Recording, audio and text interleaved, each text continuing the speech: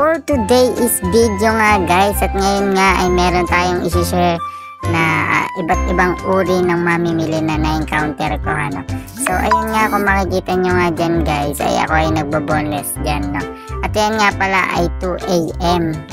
Siyempre bago ako mag-boneless ay tapos na po ako humango So kung makikita nyo dyan guys, ay sobrang pusisi talaga ng pagbo-boneless, at hindi rin talaga sobrang dali para sa akin mag-boneless. Siguro tulad nila ate ko ay sobrang sanay na sila kasi sa pagbo-boneless, kaya parang ang bilis na nila Makikita nyo rin talaga sa bawat araw na nagtitinda ako, ay share ko lang din sa inyo guys na sobrang hirap din po. Kasi iba't ibang tao yung nakakasalamuha mo, at iba't ibang tao yung makakausap mo. Kaya minsan meron talagang mamimili na madiwara. Yung madiwara na super tawad, tapos kapag nagpalinis pa ng isda, yung mamadaliin ka na kahit sila pa yung huli na bumili sa'yo.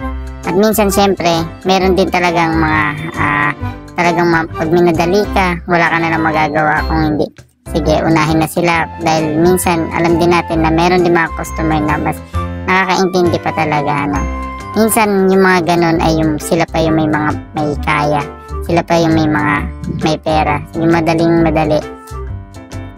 Kaya sana sa mga ibang mamimili dyan ay hindi rin po ganun kadali na yung ginagawa ng mga tindera natin dyan sa palengke, dahil sobrang hirap din po talaga.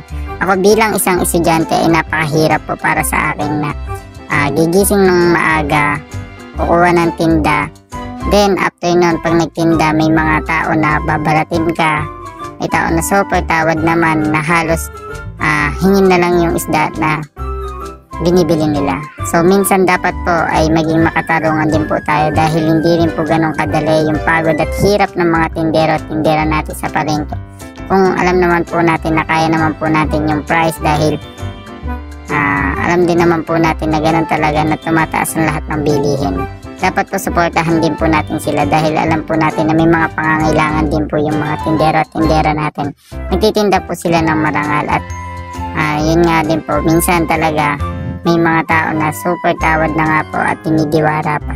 Minsan may mga tindera din na napupuno dahil sa pagka super lait sa tinda nila. At isa pa nga ay meron pa tayong na-encounter na may mga sobrang lait, ang lambot naman, bilasaba yan, dagupan ba yan, yung mga ganong bagay. Kaya minsan hindi na natin sila pinapatulan, kung hindi tayo na yung umintindi sa kanila, dahil tayo naman talaga yung mas malawak. Kaya minsan sa mga customer po natin dyan ay sana po mas maintindihan po natin kung gaano kahirap talaga yung magtinda.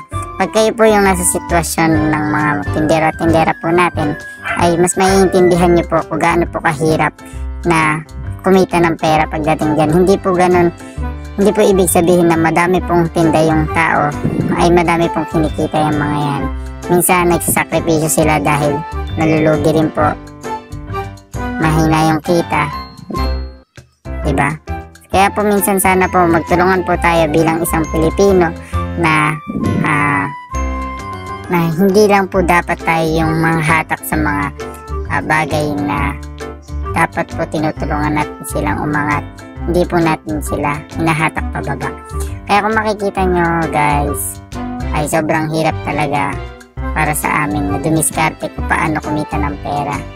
Kaya ako namulat ako sa mga magulang ko, tinuruan nila ako kung paano kumita ng pera sa murang edad.